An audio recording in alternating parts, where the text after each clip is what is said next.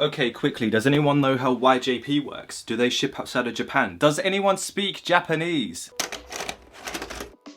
Konnichiwa, me good man. Japanese fashion brands up until now has been this mysterious DLC that I couldn't get my head around. There's just so much to unpack that I decided to put together a crash course of brands worth noting while jumping into the rabbit hole that is Japanese fashion brands. So I have chosen 8 brands that have caught my attention recently. So without further ado, Japanese fashion brands to chill and study to.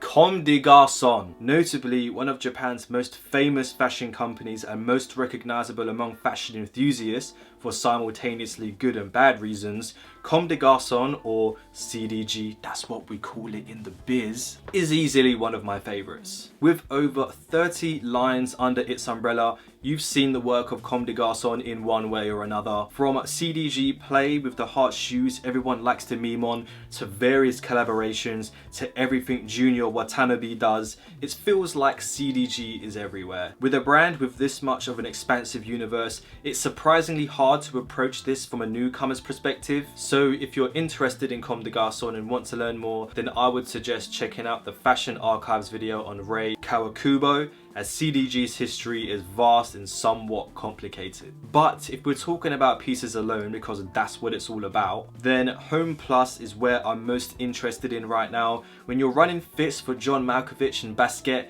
it's a hard line to ignore. It's the kind of brand that makes you want to dress better. From outlandish ideas to quality tailored pieces, it challenges your whole perception on fashion, being bold and stylish at the same time. Yo, that's wild. And that's something I'm really into at the moment. Kapital. If Levi is the center of the denim world, then Kapital is the kaleidoscope that turns denim into art. Imagine Levi's was this cheeseburger. Pretty good, right? Now imagine Kapital comes along and puts baking cubes in it, turns it black for Halloween, turns it into a tower. You get the point. Kapital finds its muse in American denim and adds its own little flair to it. It's a brand that isn't afraid to tamper with tradition, denim shorts, add zombie skeleton bones to it. We heard you like shirts. How about every shade of blue and patchwork artistry?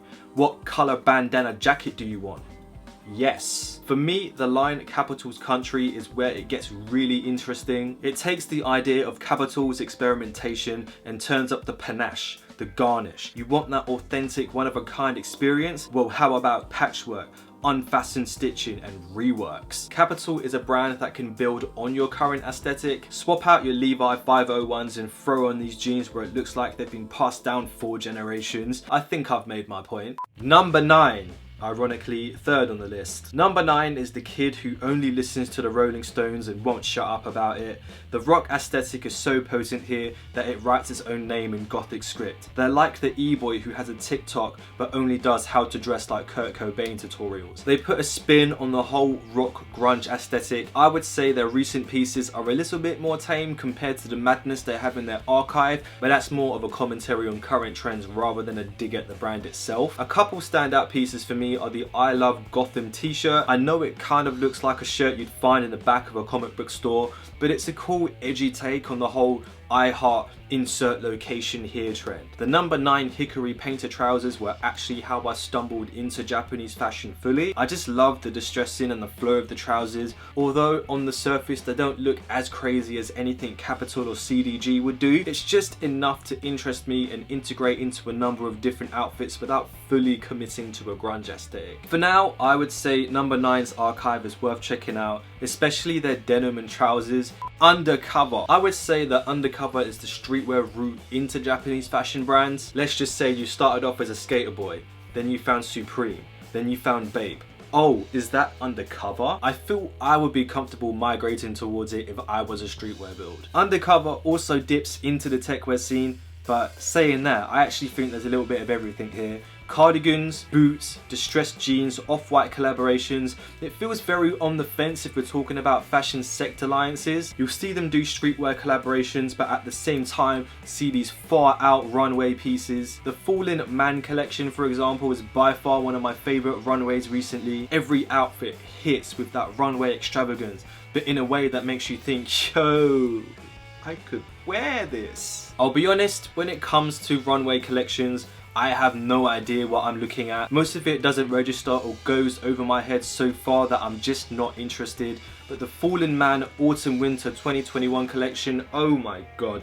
The silhouettes, the pieces, the styling, everything hits. Visvim. Visvim on the surface looks like the textbook definition of menswear basics, but if you look a little closer, you'll notice little details that give their pieces character. There's this attention to detail that can be seen throughout their pieces, and you can sense an authentic quality about their items. Let's take the Thornton albacore jacket for example. On the front, it's a clean bomber jacket, but then you notice the pockets, the mud over dye, and on the back you've got these patches that just hit, but not in an in-your-face kind of way, but just enough that elevates the jacket's charm. The Grizzly boot is one of my favourite shoes at the moment. It looks like a Clark's Moccasins older brother. He's seen the world, experienced life, and has just become a better, fully rounded shoe because of it. But the crowning achievement of this brand, I believe, is the Cristo sandal. Oh my god, look at this thing. It looks like a military issued flip-flop, like they give these things out to minesweepers on the front line. Look how chunky these boys are. Visvim as a whole has some very clean, well-made looks.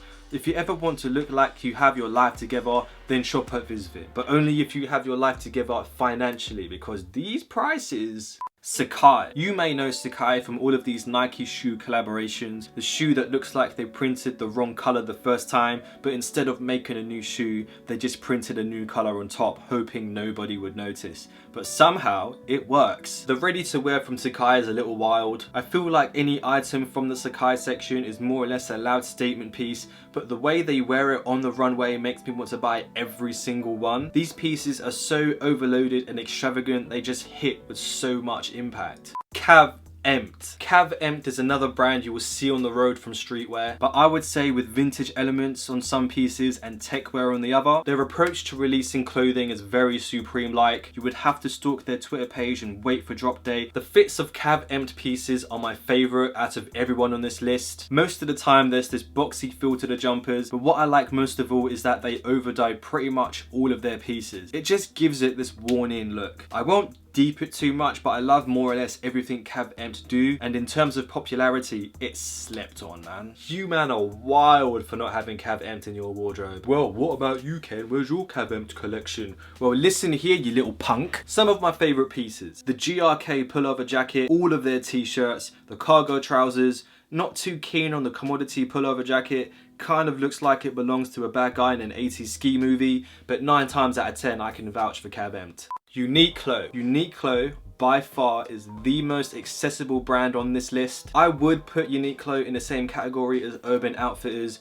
Weekday, just because they are a high street store through and through, but at the same time it's the only high street store that I will go into and not completely shut it down as a fast fashion cash cow. Whenever I've asked what brand does the best socks, Uniqlo is always a brand that pops up. I will admit that I'm not in love with every piece on the Uniqlo site. I'm sorry, it's you, not me, honey. But if I'm looking for basics or essentials, I will look at Uniqlo because they are very good at producing quality garments for the price. They often do collaborations with properties that other high street stores can't touch, in my opinion. Uniqlo Cause Sesame Street, Uniqlo Cross J.W. Anderson, but most recently and most impressively, Uniqlo Cross Jill Sander. The Uniqlo Cross Jill Sander collection, or Plus J for all of those in the know, was a highly anticipated collection that people are calling the redefinition of essential clothing. While some of the collection is a little so-so for my taste, I did love the men's hybrid down jacket that sold out in seconds and is currently being resold on Grailed for above retail. What other high street store can say their pieces are going for resale or even hold their value? In conclusion, Uniqlo is probably the best high street store out there. Okay, I'm done simping for Uniqlo.